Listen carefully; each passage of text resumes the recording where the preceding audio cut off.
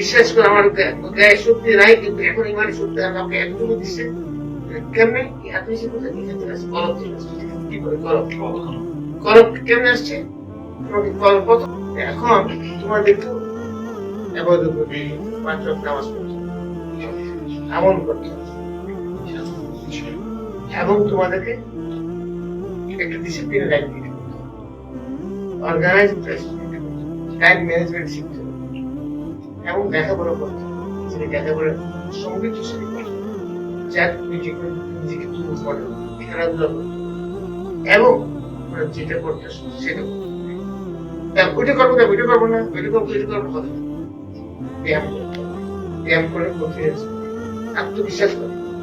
confidence যদি না থাকে, আমার গায়ে শক্তি নাই, কিন্তু আমার